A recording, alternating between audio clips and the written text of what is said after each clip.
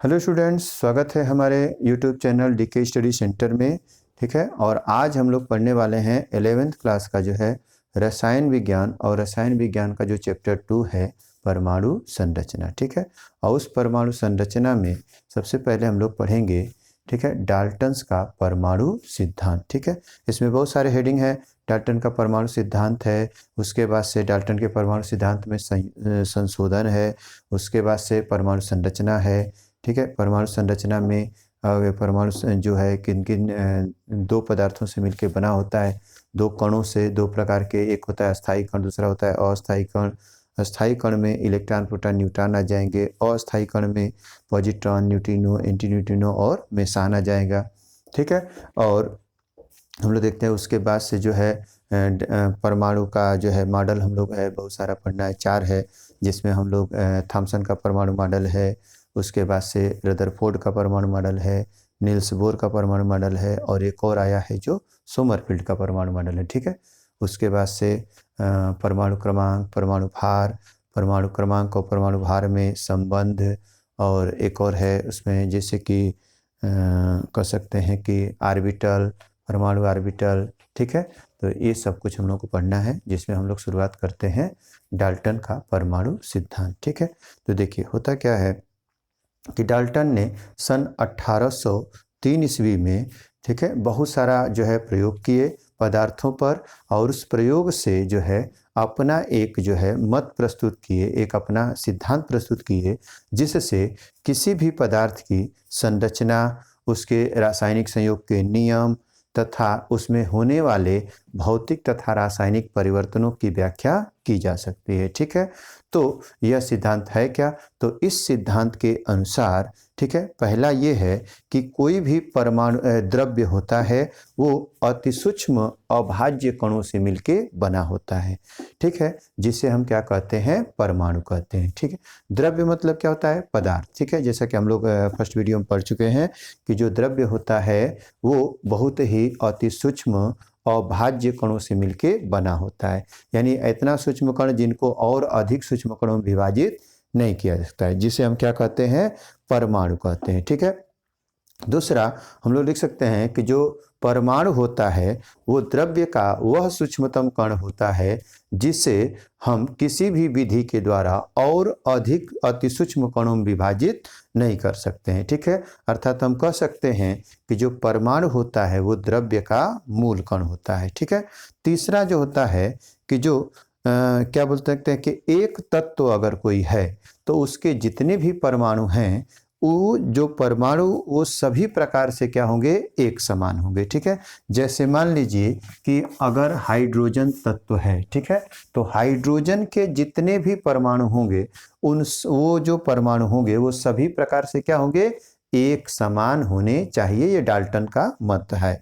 ठीक है, दूसरा इन्होंने बताया था कि जो परमाणु होता है वो रासायनिक अभिक्रियाओं में बिना विघटित हुए या बिना नष्ट हुए या बिना जो है अपघटित हुए भाग लेते हैं। ठीक है, और उसके बाद से एक और है कि इन्होंने ये बताया था कि कोई भी परमाणु होता है, ठीक है, यानी प्रत्येक तत्व का जो परमाणु होता है उसका जो परमाणु भार होता है वो निश्चित होता है। ठीक है, यानी कोई भी तत्व है उसके परमाणु का जो परमाणु भार होता है वो क्या होता है? निश्चित होता है। ठीक, बाद में फिर बदलाव किया गया, तो इसीलिए जो है डाल्टन के परमाणु सिद्धांत में संशोधन किया गया। ठीक है, जिसको हम लोग बाद में पढ़ेंगे, अभी हम लोग पढ़ रहे हैं डाल्टन का परमाणु सिद्धांत। ठीक है, तो परमाणु सिद्धांत में हम लोग जान लिए कि जो परमाणु होता है, कोई भी द्रव्य है वो अति सूक्ष्म कणों से मिलकर बना होता है, जिसे परमाणु कहते हैं। दूसरा कि कोई भी पदार्थ है उसके परमाणु को और अधिक अति सूक्ष्म कणों में विभाजित नहीं किया जा सकता है,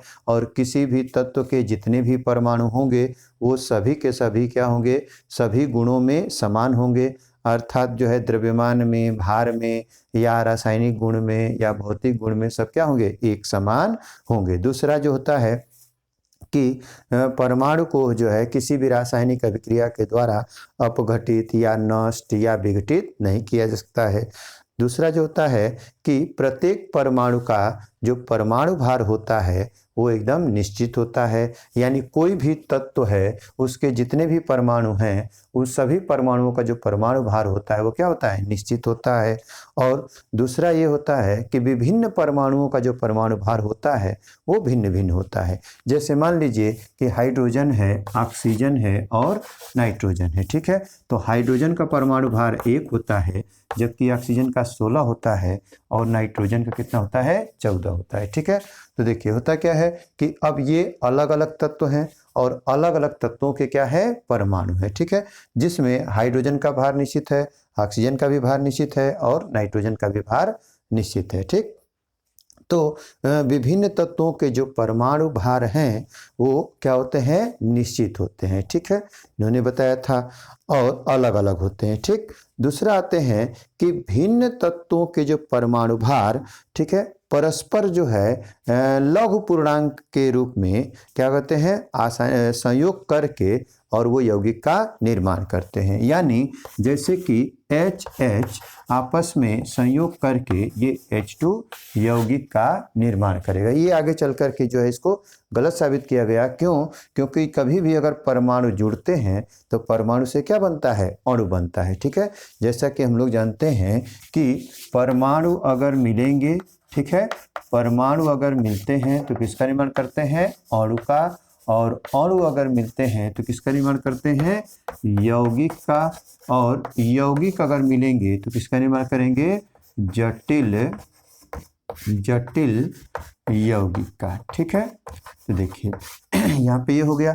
अब एक और लास्ट है कि परमाणु को न तो नष्ट किया जाता है और न ही उत्पन्न किया जाता है, यानी परमाणु को केवल एक रूप से दूसरे रूप में रूपांतरित किया जाता है, ठीक। अब आ जाते हैं डाल्टन के परमाणु सिद्धांत में संशोधन, ठीक है। डाल्टन के परमाणु सिद्धांत में संशोधन, ठीक। तो देखिए होता क्या है, डाल्टन के परमाणु सिद्धांत में संशोधन, ठीक। तो देखिए यहाँ इसमें जो है डाल्टन का जो परमाणु सिद्धांत है, भाई जैसे जैसे वैज्ञानिक खोज होने जाने लगे, ठीक है, तो शुरुआत में तो इसको बिना विरोध किए ही माना जाने लगा। लेकिन जैसे जैसे समस्थानिक का खोज हो गया, समभारिक का खोज हो गया, ठीक है, तो वैसे वैसे इसमें क्या हो गया, विरोधाभाव होने लगा। तो फिर बाद में इसका जो है क्या हुआ, धीरे धीरे परिवर्तन होने लगा, ठीक है, और इसको फिर संशोधन करने की जरूरत पड़ गई।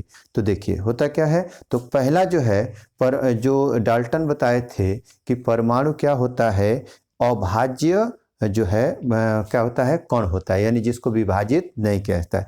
जबकि आधुनिक खोजों ने यह सिद्ध कर दिया कि परमाणु को जो है परमाणु को बहुत हद तक जो है इसका अस्तित्व मिटाया जा सकता है, अर्थात इसको 2 प्रकार के अति सूक्ष्म कणों में तोड़ा जा सकता है। जैसे अस्थायी कण, दूसरा होता है अस्थायी कण, ठीक है।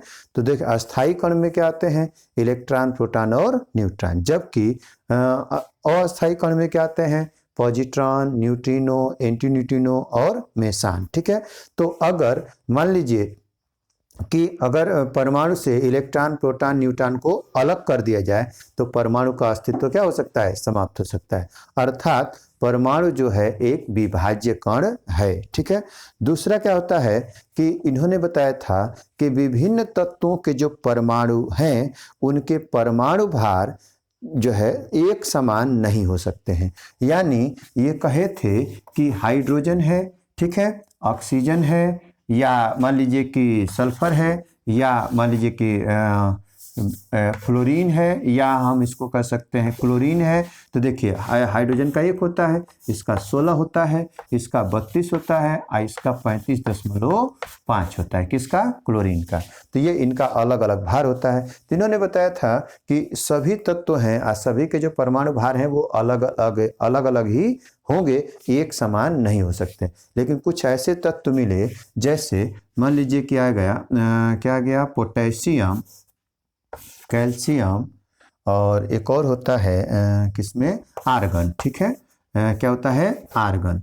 तो देखिए ये क्या होता है, आर्गन का परमाणु क्रमांक 18 होता है, इसका 19 होता है और इसका 20 होता है। तो आर्गन का 18 और पोटेशियम का 19 और कैल्शियम का 20, लेकिन इन तीनों का जो परमाणु भार होता है वो 40 ग्राम होता है। ठीक है, यानी तीनों का जो परमाणु भार है वो एक समान होता है। अर्थात हम कह सकते हैं कि जब विभिन्न तत्वों के परमाणु भार एक समान परंतु परमाणु क्रमांक अलग अलग हों तो उसे हम क्या कहते हैं, समभारिक कहते हैं। ठीक है, समभारिक तत्व कहते हैं। यानी डाल्टन का जो थ्योरी था वो यहाँ पे क्या हो गया, फेल मार गया। क्यों? उन्होंने बताया था कि विभिन्न तत्वों के जो परमाणु भार हैं वो एक समान नहीं हो सकते हैं, जबकि ऐसा नहीं है, समभारिक में एक समान होते भी हैं। या इन्होंने एक और थ्योरी दिया था क्या, कि एक ही तत्व के, है ना, अलग अलग परमाणु या अलग अलग परमाणु भार के नहीं हो सकते। यानी एक ही तत्व के जितने भी परमाणु हैं उन सबका जो परमाणु भार है वो एक समान ही होगा। लेकिन ये फेल मारा कैसे, कि जब समस्थानिक का खोज हुआ, जैसे 1H1 1H2 और 1H3। ठीक है, यानी हाइड्रोजन के 3 समस्थानिक हैं। कौन कौन से? तो प्रोटियम इसका नाम है, और इसका नाम है ड्यूटीरियम, और इसका नाम है ट्राइटियम। इसको क्या बोलते हैं? प्रोटियम। ठीक है, इसको बोलते हैं ड्यूटीरियम। ड्यूटीरियम, ठीक है, और इसका हो जाता है ट्राइटियम। ट्राइटियम, ठीक। तो देखिए अब इसमें क्या हुआ, इन तीनों का जो परमाणु क्रमांक है वो एक समान है, और तीनों जो है हाइड्रोजन के ही परमाणु हैं, लेकिन इन तीनों का जो परमाणु भार है वो क्या है, अलग अलग है, भिन्न भिन्न है।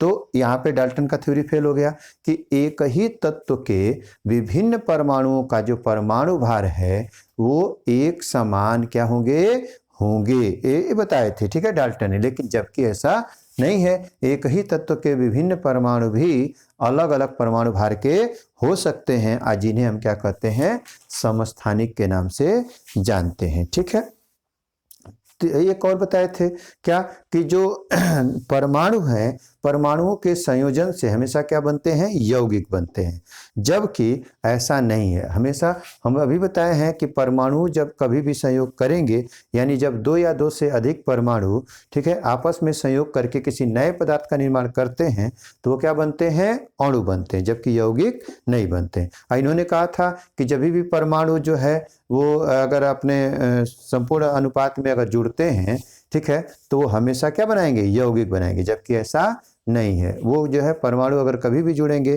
तो किसका निर्माण करेंगे, अणु का, और जब अणु जुड़ेंगे तो किसका निर्माण करेंगे, यौगिक का। ठीक है, और एक जो है इन्होंने बताया था कि जो परमाणु होता है वो हमेशा लघु पूर्णांक में ही जो है माने जुड़ते हैं। ठीक है, जबकि ऐसा नहीं है। ठीक है, ये लघु पूर्णांक में होना आवश्यक नहीं है। जैसे मान लीजिए कि अगर हम बात कर देते हैं H2O की, या हम बात कर देते हैं CO2, तो यहाँ तो लघु पूर्णांक में होना आवश्यक है। क्यों?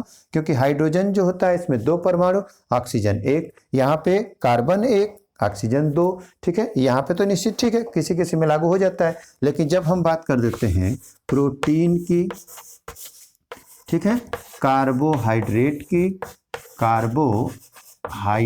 की, तब जो है ये लागू नहीं हो पाता है।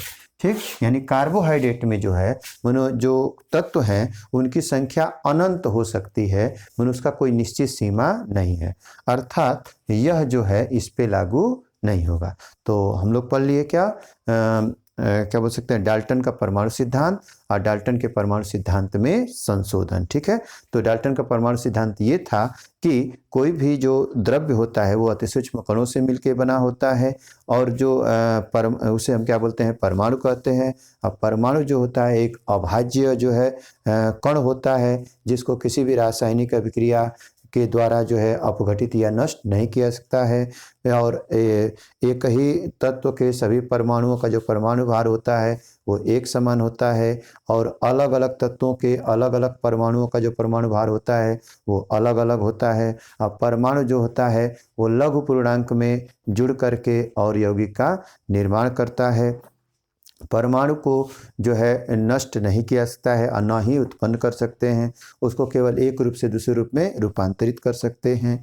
ठीक है। और तीसरा जो एक और था कि जो परमाणु होता है हाँ, कि परमाणु जो एक परमाणु है उसके सभी परमाणुओं का जो गुण होता है वो एक समान होता है। ठीक है। लेकिन इसमें संशोधन क्या किया गया कि आधुनिक युग में जो है परमाणु को विभाजित किया जा सकता है, यानी परमाणु जो होते हैं विभाजित कर सकते हैं, यानी परमाणु का अस्तित्व जो है समाप्त किया जा सकता है। ठीक है। परमाणु जो एक ही जो तत्व के विभिन्न परमाणु का परमाणु भार जो होता है वो क्या कह सकते हैं कि अलग अलग हो सकता है।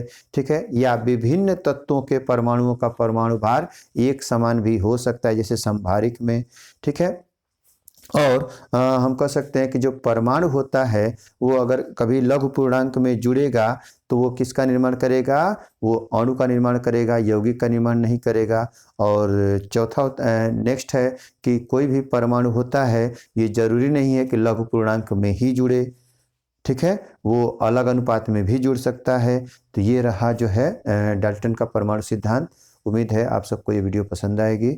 ठीक है। और कभी भी अगर आप पढ़ाई कीजिए तो आप जो है कॉपी और पेन ले करके और उस पर नोट्स बनाते रहिए ताकि आपको अच्छे से समझ में आ जाए। ठीक है।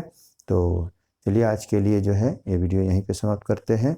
अगर वीडियो पसंद आ रही है तो ज़रूर आप जो है लाइक शेयर सब्सक्राइब ज़रूर कर दिया कीजिए। ठीक है। और आप सबका वीडियो देखने के लिए बहुत बहुत धन्यवाद।